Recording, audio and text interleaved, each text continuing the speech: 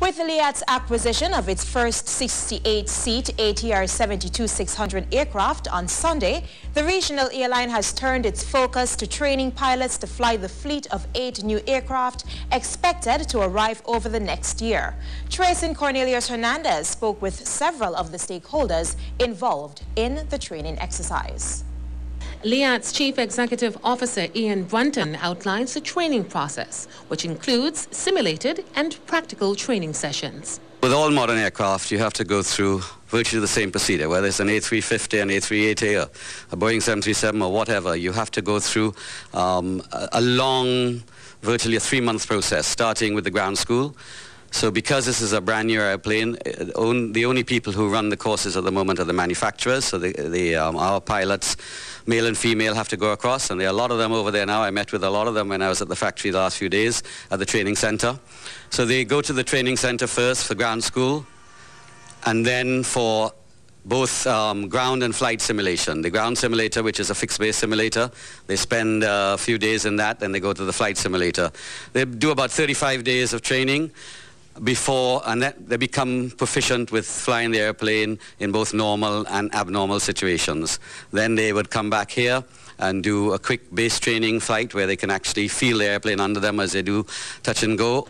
Veteran pilot Captain Chris Cameron flew the aircraft from France to Antigua. The 3-day journey included stops in the Canary Islands, Cape Verde Islands, Brazil and Guyana before it came to Antigua. According to Cameron, the new ATR is a modern version of the Dash 8 aircraft. Well, it's a turboprop. It's the same sort of category. It's a little heavier. It feels a little heavier. This aircraft has very modern, ultra-modern avionics. So it's a glass cockpit. So it's a lot of automation. So it's a lot of learning. But when it works like a dream.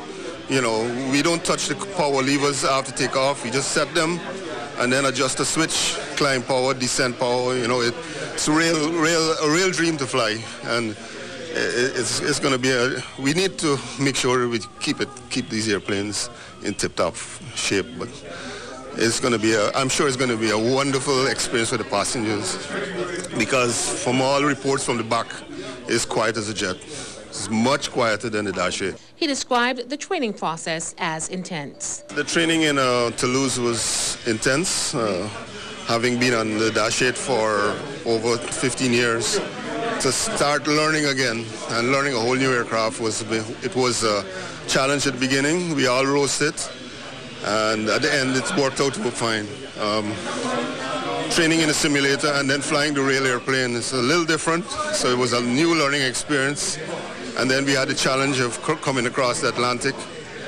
The first time for me coming across the Atlantic as a pilot.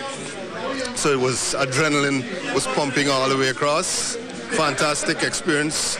Captain Herbie Chalier will assist with the training of LIAT's pilots to fly the new aircraft. Now we are going to start the training for the pilot.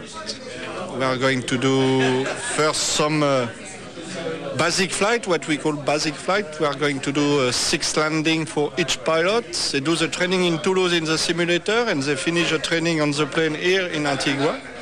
And after that, we will start the line training with the different airports we are going to fly. They are flying with Dash.